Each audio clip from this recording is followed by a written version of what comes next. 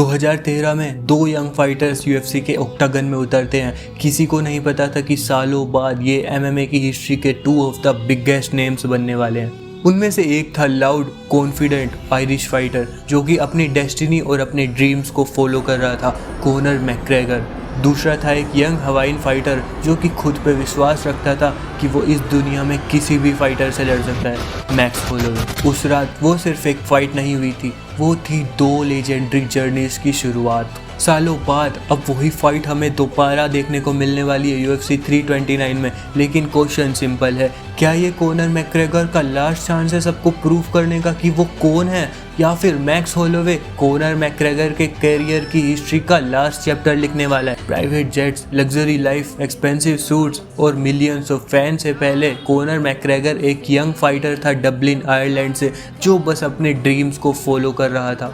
Mix martial arts में पूरी तरह कमिटेड होने से पहले कॉनर मैकग्रेगर सिर्फ एक प्लम्बर की जॉब करता था। जब उसने वो फैसला किया, सबने उसके फैसले पे डाउट किया, लेकिन वो तो सिर्फ डेस्टिन्ड था कुछ बड़ा करने के लिए। जब 2013 में वो यूएफसी के ऑक्टागन में उतरा, वो सिर्फ एक फाइट करने नहीं उतरा था, वो एक अलग ही लेवल पे चीज़ें लाया था। उसका कॉन्फिडेंस, उसका फाइटिंग स्टाइल, उसकी स्पीड, उसका ट्रैश टॉक, आज तक किसी भी फाइटर का ऐसा हमें देखने को नहीं मिला था। कॉनर मैकग्रेगर सिर्फ फाइट्स नहीं जीत रहा था, कॉनर मैकग्रेगर मूवमेंट्स क्रिएट कर रहा था। उसका लेफ्ट हैंड यूएफसी की हिस्ट्री का one of the most dangerous weapons बन गया था। डस्टिन पोरियर और चैड मेंडिस जैसे अपने बड़े अपोनेंट्स को डिफीट करने के बाद यूएफसी में कॉनर मैकग्रेगर के करियर की सबसे बड़ी फाइट आती है। लेट 2015 में कॉनर मैकग्रेगर को एक फाइट मिलती है अगेंस्ट होजे एल्डो।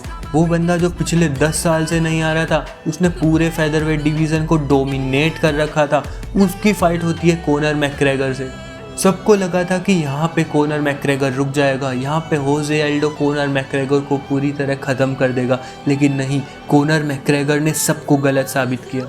महीनों के मेंटल वारफेयर के बाद कॉनर मैकग्रेगर ने पूरी दुनिया को शॉक कर दिया। कॉनर मैकग्रेगर ने होजे एल्डो यूएफसी फेदरवेट चैंपियन को एक लेफ्ट हैंड से 13 सेकंड्स में नॉकआउट कर दिया। कॉनर मैकग्रेगर ने उस टाइम पे यूएफसी की हिस्ट्री का one of the most iconic moment अपने हाथों से लिखा था। सबको लगा कॉनर मैकग्रेगर बस इतने में ही टिक जाएगा, लेकिन कॉनर मैकग्रेगर इतने में खुश होने वाला नहीं था। वो लाइट वेट डिवीज़न में गया, उन्होंने Eddie Alvarez UFC light weight champion को चैलेंज किया। उन्हें पता था कि वो अपनी लेगेसी और यूएफसी कैरियर का सबसे बड़ा गैम्बल खेलने जा रहे हैं, क्योंकि अगर वो जीते तो हिस्ट्री क्रिएट हो जाएगी और अगर वो हारे तो उनकी लेगेसी पे एक दाग लग जाएगा। उनकी जब फाइट होती है, राउंड 1 में काफ़ी अच्छा डोमिनेट किया कॉनर मैकग्रेगर ने, और सेकंड राउंड में कॉनर मैकग्रेगर ने एडी एल्वारेज को नॉकआउट करके यूएफसी के फर्स्ट एवर डबल चैंपियन बन के हिस्ट्री क्रिएट करी। आजकल के चैंपियन जो सिर्फ एक बार चैंपियन बनने का सपना देखते हैं, सालों पहले कॉनर मैकग्रेगर ने लाइटवेट और फेदरवेट डिवीज़न में चैंपियन बन के एक अलग ही लेवल का स्टेटस सेट कर दिया था।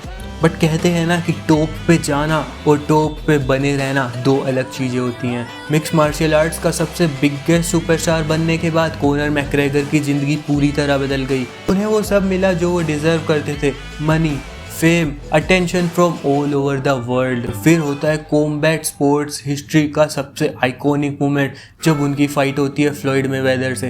हाँ, मैं मानता हूँ कि कॉनर मैकग्रेगर फ्लॉयड मेवेदर के अगेंस्ट एक बॉक्सिंग फाइट हार गए, बट उन्होंने जो एक स्टेटस सेट कर दिया था, एक लेवल की लेगेसी वहाँ पे क्रिएट कर चुके थे। लेकिन उस फाइट के बाद कॉनर मैकग्रेगर का डाउनफॉल शुरू होता है। कॉनर मैकग्रेगर की लाइफ की सबसे बड़ी राइवलरी शुरू होती है, Conor McGregor versus Khabib Nurmagomedov. Khabib Nurmagomedov from Dagestan, Russia, जो कि आज तक एक भी फाइट नहीं आ रहा था, हमेशा से अनडिफीटेड था और आज भी वो अनडिफीटेड है। उनकी फाइट कॉनर मैकग्रेगर से होती है, जो कि यूएफसी और एमएमए हिस्ट्री का सबसे फेमस सुपरस्टार है।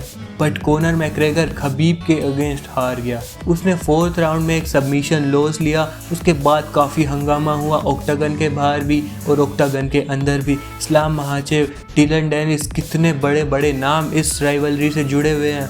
उसके बाद डस्टिन पोरियर के अगेंस्ट जो राइवलरी थी वो वहाँ पे एंड अप हुई। डस्टिन पोरियर ने कॉनर मैकग्रेगर को एक नहीं 2 बार हराया। यूएफसी 264 में कॉनर मैकग्रेगर की लाइफ का सबसे डेविस्टेटिंग मोमेंट आता है, जब डस्टिन पोरियर के अगेंस्ट उनका लेग ब्रेक हो जाता है। सारे फैंस शॉक हो चुके थे। सबके मन में सिर्फ एक ही सवाल था कि क्या हम कॉनर मैकग्रेगर को दोबारा ऑक्टागन में देखेंगे?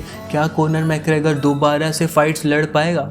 अब जब उनकी फाइट मैक्स होलोवे के अगेंस्ट सेट हो चुकी है, तब भी यही क्वेश्चन हमें आज भी परेशान करते हैं कि क्या कोनर मैकग्रेगर के पास वही स्पीड होगी, क्या उनका फाइटिंग स्टाइल वही होगा, क्या वो आज के एलीट फाइटर्स को चैलेंज कर पाएंगे। That's why Conor McGregor's comeback matters, because he is not just fighting against Max Holloway, he is fighting against time, he is fighting against doubts, he is fighting against odds, he is fighting for his legacy।